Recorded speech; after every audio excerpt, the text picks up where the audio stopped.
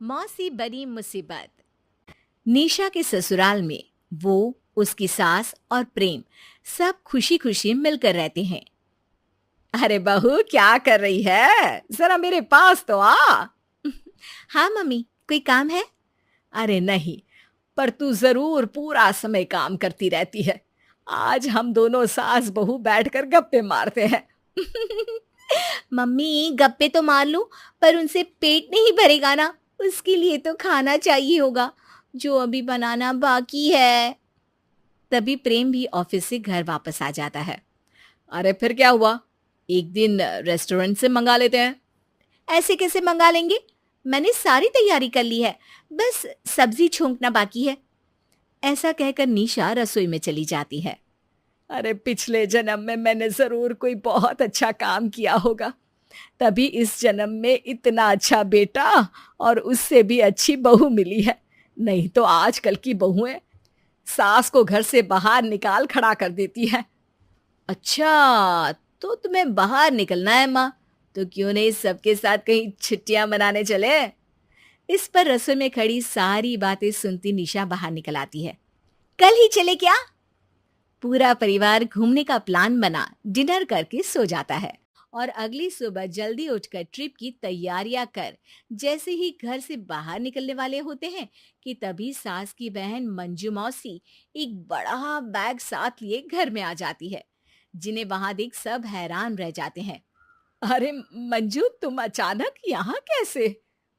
लो, आपके घर बहू आ गई, तो क्या मैं अपनी दीदी के घर नहीं आ सकती? अरे अब तो कुछ दिन रुक कर ही जाऊंगी। मौसी की ये बात सुन सास, प्रेम और निशा निराशा से एक दूसरे को देखने लगते हैं, लेकिन फिर भी मौसी का सम्मान करते हुए निशा आगे बढ़कर उनका बैग ले लेती है। अरे क्यों नहीं मौसी जी, ये भी आपका ही घर है, जब तक मन हो तब तक रहिए। अरे वो तो मैं रहूंगी ही, पहले तुम जाओ और मेरे लिए चाय लेकर आओ। हाँ, बहुत थक गई हूँ। मौसी की बात पर निशा रसोई में और प्रेम सारा सामान ले घर में वापस चला जाता है। वहीं दोनों बहनें बातें करने लगती है। अरे दीदी, तुमने ना अपनी बहू को कुछ ज्यादा ही छूट दे रखी है। देख मंजू, मेरी बहू जिस लायक है उसे वही मिला है। तुम अपना बताओ, घर में सब कैसे हैं? इस तरह दिन बीतते जाते हैं।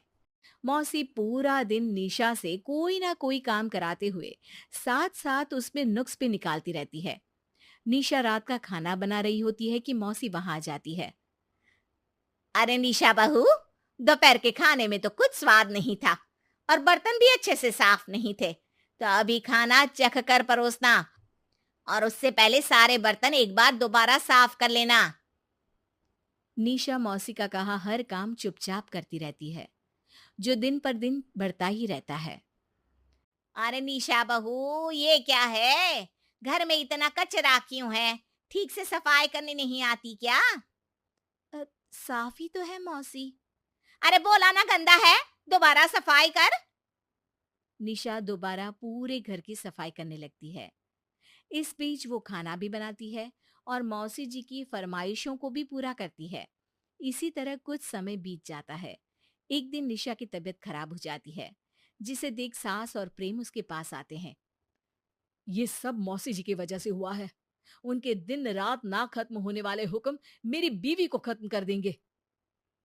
अरे सही बोल रहा है, कुछ दिनों के लिए आई थी और यहीं बस गई है। अब सीधा सीधा जाने के लिए तो बोल नहीं सकते ना। अगर ऐसी बात है तो मेरे पास इसका एक इलाज है। निशा उन दोनों को अपना आइडिया बताती है और अगली सुबह से वो उसके एग्जीक्यूशन में लग जाते हैं, जिसमें निशा जानबूझकर सीढ़ियों से गिर जाती है। आय आय आह, मर गई मैं, कोई मुझे उठाओ।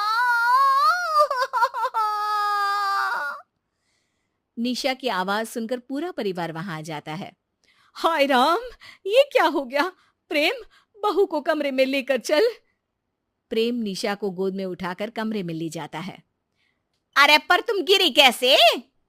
बस मौसी जी, आपकी चाय बनाने के लिए जल्दी जल्दी उतर रही थी और पैर फिसल गया। अरे लगता है ज्यादा लग गई। कुछ दिन तक तो बेड से उठ भी नहीं पाओगी तुम।